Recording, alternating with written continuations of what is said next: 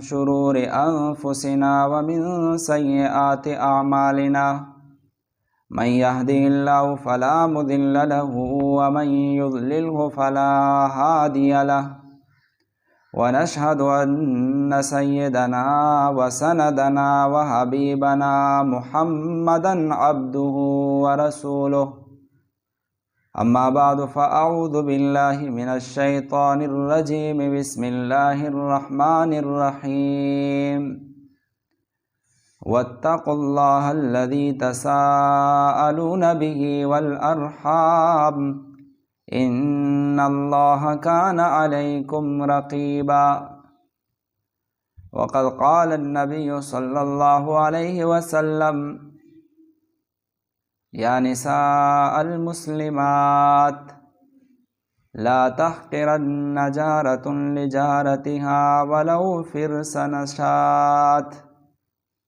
أو كما قال عليه الصلاة والسلام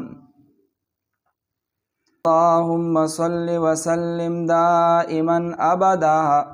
على حبيبك خير الخلق كلهم هو الحبيب الذي ترجى شفاعته لكل هول من الأهوال مقتحم۔ درود شریف۔ آیت مبارکہ میں اللہ تعالیٰ رشتہ داریوں کے بارے میں تاکید فرما رہے اور حدیث مبارکہ میں نبی کریم صلی اللہ علیہ وسلم پڑوسیوں کے حقوق کے بارے میں تاکید فرما رہے۔ رشتہ داروں کے حقوق اور پڑوسیوں کے حقوق یہ اپنے اپنے موضوعات ہے جو بہت طویل ہے، لیکن آج بات اس پر کرنی ہے کہ آج کل معاشرے میں باوجود یہ کہ ہمیں معلوم ہے پڑوسیوں کے حقوق ہے، رشتہ داروں کے حقوق ہے، اور ان حقوق کو پورے کیے بغیر کامل مؤمن اور کامل مسلمان بن ہی نہیں سکتے۔ ہم ان حقوق کو مکمل اور پورے کیے بغیر جنت کے مستحق اور اللہ تعالیٰ کے نیک بندوں میں شمار نہیں ہو سکتے، لیکن اس کے باوجود آج یہ حقوق ہم سے پورے نہیں ہو رہے۔ ہمیں پتہ ہے کہ پڑوسیوں کے اتنے حقوق ہیں۔ نبی علیہ السلام نے فرمایا جبریل امین آتے گئے، پڑوسی کے بارے میں تاکید کرتے گئے، یہاں تک کہ مجھے گمان ہونے لگا اللہ تعالیٰ پڑوسیوں کو پڑوسی کے ساتھ وراثت میں شریک کر دے گا۔ اور نبی علیہ السلام نے فرمایا وہ آدمی کامل مسلمان ہی نہیں ہے کہ جو آدمی اس کے پڑوس میں کوئی آدمی بھوکا ہو، کوئی پڑوسی بھوکا ہو اور اس کے پتہ ہی نہیں ہو، پڑوس کے بارے میں خبر ہی نہ رکھتا ہو، کہا کہ یہ آدمی کامل مسلمان نہیں ہو سکتا۔ اور اسی طرح نبی علیہ السلام نے رشتہ داروں کے کتنے حقوق بیان کیے ہیں اور پڑوسیوں کے کتنے حقوق بیان کیے ہیں، اور حقیقت یہی ہے کہ اس کے بغیر ہم کتنے بڑے نمازی بن جائے، ہم کتنے بڑے روزے دار اور پرہیزگار بن جائے بظاہر، لیکن یہ کہ ان حقوق کو ادا کیے بغیر اللہ کے ہاں ہم کامیاب نہیں ہو سکتے، ہم جنت کے مستحق نہیں ہو سکتے۔ نبی کریم صلی اللہ علیہ وسلم کے سامنے دو عورتوں کا تذکرہ کیا گیا۔ ایک عورت وہ کہ اس کے بارے میں کہا گیا یا رسول اللہ وہ رات بھر نوافل پڑھتی رہتی ہے، دن بھر وہ روزہ رکھتی ہے، یعنی فرائض کے ساتھ ساتھ نفلی عبادات بہت ساری کرتی ہے، لیکن یہ ہے کہ اس سے پڑوسی تنگ ہے، پڑوسیوں اس کے زبان سے محفوظ نہیں ہے۔ اور دوسری عورت ہو کہ یا رسول اللہ وہ صرف فرائض پڑھتی ہے، صرف فرض نمازیں اور فرض روزے رکھتی ہے، زیادہ نفل عبادات اس کے نہیں ہے، لیکن اس کے پڑوسی اس سے خوش ہے، ان کے متعلق کیا حکم ہے؟ نبی کریم صلی اللہ علیہ وسلم نے ارشاد فرمایا وہ پہلی والی عورت جو زیادہ نوافل پڑھتی ہے، جو نفلی عبادات کثرت سے کرتی ہے، فرائض تو کیا نوافل میں بھی وہ آگے ہے، لیکن جس سے پڑوسی ناخوش ہے کہا کہ وہ عورت جہنمی ہے۔ اور وہ عورت جو نہ زیادہ روزے رکھتی ہے، نہ زیادہ نفل نمازیں پڑھتی ہے، صرف فرائض پوری کر رہی ہے، لیکن پڑوسیوں کے حقوق ادا کر رہی ہے، کہا کہ وہ جنتی ہے۔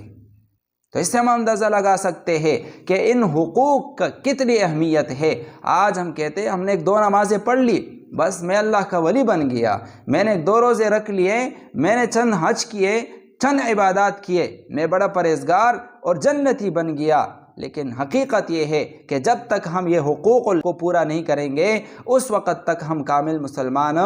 نہیں بن سکتے۔ تو بہرحال ابھی آج کل ان حقوق بات یہ کر رہا تھا کہ یہ حقوق اتنے اہم ہیں، لیکن اس کے باوجود آج یہ پورے نہیں ہو رہے، کیونکہ پڑوسیوں میں آپس میں بغض ہے، عناد ہے، حسد ہے، جھگڑے ہیں، رشتہ داروں میں آپس میں بغض ہے، حسد ہے، نفرتیں ہے، جس کی وجہ سے یہ حقوق پورے نہیں ہو رہے۔ تو میرے آپ کے پیارے حبیب صلی اللہ علیہ وسلم نے ہمیں ایسا نسخہ دیا،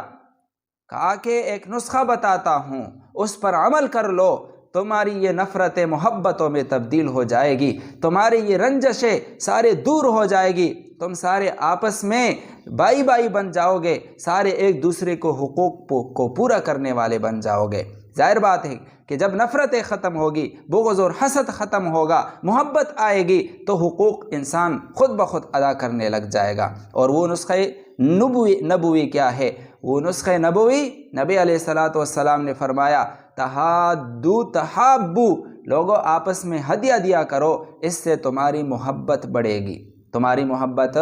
بڑھے گی اور تمہاری نفرتیں ختم ہو جائے گی، لہٰذا تم پھر ایک دوسرے کے حقوق ادا کر سکو گے۔ اور جو حدیث رسول اللہ میں نے خطبے میں پڑھی، اس میں نبی کریم صلی اللہ علیہ وسلم یہی ترغیب دے رہے کہ اگر کوئی پڑوسن کسی پڑوسن کے لیے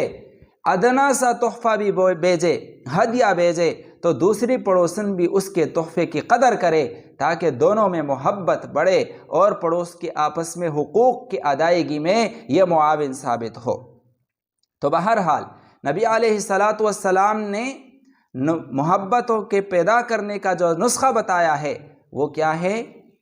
آپس میں ہدایہ دینا، ایک دوسرے کو تحفے تحائف پیش کرنا۔ نبی علیہ الصلوۃ والسلام نے فرمایا جب تم ایسا کرو گے تو تمہاری نفرتیں محبتوں میں تبدیل ہو جائے گی، تمہاری جو بغض اور حسد ہے وہ ختم ہو جائے گی اور آپس میں تمہیں محبت نصیب ہو جائے گی۔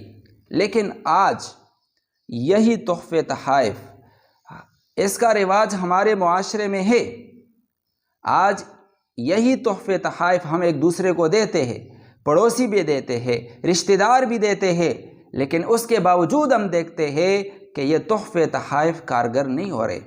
وہی تحفے تحائف جس کو نبی کریم صلی اللہ علیہ وسلم نے محبت کا ذریعہ بتایا تھا، آج اس سے نفرتیں پھیل رہی ہے۔ تو نبی کریم صلی اللہ علیہ وسلم کی روایت اور آپ کے ارشاد میں تو شک نہیں ہو سکتا، یہ تو نہیں ہو سکتا کہ نبی علیہ السلام تو بتائے کہ تحفے سے محبت بڑھے گی اور اس سے نفرت پیدا ہو، ایسا نہیں ہو سکتا۔ تو نبی علیہ الصلوۃ والسلام کا فرمان سچا ہے کہ اگر تحفہ دیا جائے گا اور واقعتاً وہ تحفہ ہوگا، اس سے محبت آئے گی۔ لیکن جب ہم معاشرے میں دیکھتے ہیں تحفے تحائف ہے، ہدایہ کا رسم و رواج ہے، لیکن پھر بھی محبتیں نہیں ہے، تو ہمیں سوچنا چاہیے کہ میرا یہ تحفہ ہے یا نہیں ہے۔ اگر یہ تحفہ ہوتا تو اس سے پھر محبت کیوں پیدا نہیں ہو رہی؟ تو آج میں تحفے کے بارے میں چند باتیں کروں گا کہ آج کل ہمارے تحفے تحائف میں کون سی خرابیاں آئی ہے جس کی اصلاح کی ضرورت ہے، تاکہ وہ تحفہ رہے اور اس سے نبی علیہ الصلوۃ والسلام کے ارشاد کے مطابق محبتیں بڑھے اور تاکہ وہ خرابیاں ختم ہو۔ تو سب سے پہلی بات یہ ہے جو تحفوں کی بابت میں، تحفے کے بارے میں پہلی خرابی ہم نے پیدا کی ہے، وہ یہ ہے کہ ہم نے تحفے کو رسم کے تابع بنا دیا ہے، کہ ہم تحفہ تب دیتے ہیں جب رسم کو پورا کرنے کا وقت ہو۔ ہم تحفے دیتے ہیں لیکن رسم کو پورا کرنے کے لیے، تو جب ہم رسم کو پورا کرنے کے لیے تحفہ دیتے ہیں تو یہ تحفہ نہیں رہتا، بلکہ قرآن مجید کے اصطلاح میں اس رسمی تحفے کو ربا کہا گیا ہے۔ تو جس تحفے کو قرآن سود کہہ دے اس سے محبت کہاں آ سکتی ہے؟ سود کرنے والے سے تو اللہ اور رسول کا اعلان جنگ ہے۔ تو اس سے پتہ چلا کہ رسمی جو تحفے تحائف کا ہمارے ہاں رواج ہے یہ تحفہ نہیں ہے، یہ قرآن کی اصطلاح میں ربا ہے۔ مثال کے طور پر ہم یہ دیکھتے ہیں کہ بھائی میں نے رشتہ دار کو تب تحفہ دینا ہے جب اس کے ہاں شادی ہوگی، جب موت اس کے ہاں کسی کی فوت کی ہوگی، یا فلاں کا حقیقہ ہوگا، فلاں رسم کے فلاں تقریب کے موقع پر میں نے یہ تحفہ پیش کرنا ہے جو آج کل ہمارے معاشرے میں عام ہے۔ تو اس رسمی تحفے کے بارے میں اللہ تعالیٰ قرآن میں ارشاد فرماتے ہیں وَمَا آتَيْتُم مِّن رِّبًا لِيَرْبُوَ فِي أَمْوَالِ النَّاسِ فَلَا يَرْبُو عِندَ اللَّهِ، کہ یہ جو تم سود دیتے ہو دوسروں کے مال میں تاکہ یہ بڑھ جائے، اللہ کے ہاں یہ نہیں بڑھتا۔ مفسرین نے لکھا ہے کہ یہاں پر ربا سے مراد وہ رسمی تحفے تحائف ہے۔ تو پہلی خرابی یہ کہ وہ تحفہ جو سنت تھا، وہ تحفہ جو محبت کا ذریعہ تھا، ہم نے اس کو سود اور ربا میں داخل کر کے اللہ اور رسول سے اس کو جنگ کا سبب بنا دیا۔ تو اس وجہ سے آج اس سے محبتیں نہیں بڑھ رہی۔ اور دوسرا یہ رسمی تحفے تحائف، شادی بیاہ اور دوسرے تقریبات کے موقعوں پر جو ہم تحفے دیتے ہیں، اس کے بارے میں علماء لکھتے ہیں کہ یہ قرض کا معاملہ ہے، یہ ایک قرض کا معاملہ ہے اور بلا ضرورت قرض لینا جائز نہیں ہے۔ اور دوسری بات یہ ہے کہ ہمارے لوگ اس قرض کو اپنے سر لے کر دنیا سے جا رہے ہوتے ہیں، اس کو واپس نہیں کرتے۔ مثال کے طور پر کسی کے ہاں شادی ہے، اس کے ہاں 200-300 لوگ آتے ہیں، اس کو ہزار روپیہ دیتے ہیں، تو یہ تو ایک قرض کا معاملہ ہے جو واپس کرنا ضروری ہے۔ لیکن ظاہر بات ہے کہ آج اس کے ہاں شادی ہوئی، 300 لوگ آئے، انہوں نے پیسے دیے، لیکن یہ جب دنیا سے جا رہا ہوتا ہے اس نے یا 50 لوگوں کے قرض واپس کیے ہوتے ہیں یا 100 کے قرض واپس کیے ہوتے ہیں، کیونکہ دوسروں کے شادی ہی کے موقع پر واپس کرنا ہوتا ہے، پہلے تو یہ دیتے نہیں ہیں۔ تو ہمارے لوگ ان قرضوں کو اپنے سر لے کر، ان حقوق العباد کو اپنے سر لے کر دنیا سے جا رہے ہوتے ہیں۔ تو پہلی بات یہ ہے کہ اس تحفے میں ہم نے رسم و رواج کو دخل دے کر، ہم نے اس کو رسم کے تابع بنا کر اسی تحفے کو ہم نے ربا اور اللہ اور رسول سے اعلان جنگ کا سبب، اور ہم نے اس کو قرض کا ذریعہ بنا دیا۔ اس طرح سے اس سے محبت نہیں آتی۔ تو پہلا کام ہم نے یہ کرنا ہے کہ ہم نے ان تحفے تحائف میں رسم کو کبھی دخل نہیں دینا۔ ہمارے جب بھی دل میں آئے کہ فلاں عزیز پڑوسی ہے، میں اس کو فلاں تحفہ دوں، اگرچہ حقیر سی چیز کیوں نہ ہو، لیکن محبت دل میں آ گئی کہ فلاں کو فلاں تحفہ دے دوں، تو بس اسی وقت دے دے، تقریب کا یا کسی موقع کا انتظار نہ کرے۔ اگر کسی موقع کا انتظار کیا جا رہے، کسی تقریب کا انتظار کیا جا رہے، تو پتہ چلا کہ یہ تحفہ نہیں ہے، بلکہ یہ اس سے قرض کا معاملہ کر رہا ہے جو کہ بعد میں اس نے ادا کرنا ہوگا، اور یہ قرآن کی اصطلاح میں ربا ہے۔ تو پہلی بات یہ ہے کہ ہم نے تحفے تحائف دینے ہیں لیکن رسم و رواج کے تحت نہیں دینے۔ تو آج سے میں نے اور آپ نے تحیہ کرنا ہے کہ بھائی یہ جو رسمی تحفے ہے جس کو قرآن نے ربا کہہ دیا، جو قرض کا معاملہ ہے، جو ناجائز ہے، اس کو میں نے اور آپ نے نہیں کرنا۔ میں نے اور آپ نے، ہم اس لیے کرتے ہیں کہ لوگ کیا کہیں گے، ہماری ناک کٹ جائے گی۔ تو خوب سمجھ لیجئے کہ کل قبر میں یہ لوگ ہمارے ساتھ کھڑے نہیں ہوں گے، میدان حشر میں اللہ کے سامنے یہ ہمارے ساتھ کھڑے نہیں ہوں گے، تو آج ان کے لیے ہم کیوں یہ ناجائز کام کر لے؟ تو یہ ایک معاشرے کی خرابی ہے جس کی اصلاح ضروری ہے، اور ہم اپنے آپ سے شروع کریں گے۔ ان تحفے تحائف جو رسمی تحفے تحائف ہے اس سے بائیکاٹ کریں گے اور کبھی اس کو نہیں دیں گے۔ دوسری بات یہ کہ حدیث مبارکہ میں آتا ہے کہ جس تحفے اور ہدیے کا انتظار لگا رہتا ہے اس میں برکت نہیں ہوتی۔ ابھی جو یہ رسمی تحفے تحائف ہوتے ہیں، مثال کے طور پر کوئی آدمی شادی کر رہا ہے تو پہلے سے اس کے دل میں ہوتا ہے کہ میرے ہاں میں اتنے لوگوں کو دعوت دوں گا، وہ فلاں فلاں تحفے لے کر آئیں گے، تو اس کو پہلے سے انتظار ہو رہا ہوتا ہے۔ تو نبی علیہ السلام نے فرمایا انتظار، جس تحفے کا انتظار ہو اس میں برکت نہیں ہوتی۔ تو لہٰذا ہم نے ان موقعوں سے اور ان تحائف سے بھی بچنا ہے کہ جن کا پہلے سے کسی کو انتظار ہو یا ہمیں انتظار ہو۔ ایک بزرگ کا واقعہ نقل کیا گیا ہے کہ وہ اس پر فاقے آ گئے، بھوک اور پیاس، فقر و فاقے کی وجہ سے، بھوک کی وجہ سے وہ کمزور پڑ گیا۔ شاگرد نے محسوس کیا، جا کر کھانا لے آیا، مجلس سے اٹھ کر کھانا لے آیا۔ جب پیش کیا، شیخ نے کہا کہ میں نے تو نہیں کھانا۔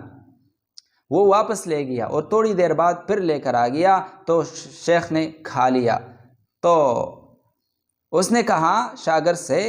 کہ پہلی مرتبہ کھانا میں نے اس وجہ سے نہیں کھایا تھا کہ جب آپ مجلس سے اٹھ کر چلے گئے تو مجھے اندازہ ہوا کہ شاید اس کو میرے فقر و فاقہ کا پتہ چلا، کمزوری اس نے محسوس کی اور یہ کچھ تیار کر کے لائے گا، تو میرے نفس کو انتظار تھا، اس وجہ سے میں نے اس تحفے کو اور اس کھانے کو نہیں کھایا، کیونکہ اس میں برکت نہیں تھی۔ اور جب تو واپس چلا گیا تو میرے وہ آس اور وہ امید ختم ہو گئی، لیکن آپ بڑے سمجھدار تھے، دوبارہ لے کر آ گئے تو وہ بغیر امید اور انتظار کے دوبارہ آپ نے لے آیا، اس وجہ سے اس میں برکت تھی، میں نے کھا لیا۔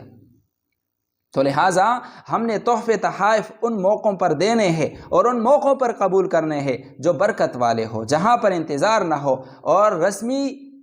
ہدیوں میں، رسمی تحفوں میں پہلے سے انتظار لگا ہوتا ہے، اس میں برکتیں نہیں ہوتی۔ یہی وجہ ہے کہ ہمارے تقریبات میں جب ہم یہ رسمی تحفے تحائف کا رسم پورا کر لیتے ہیں اور اس کا معاملہ کر لیتے ہیں تو بعد میں اکثر گھروں میں جھگڑے اور فسادات اور ناچاکیاں ہوتی ہے، پریشانیاں ہوتی ہے، کیونکہ ہم نے اللہ اور رسول کو ناراض کر دیا۔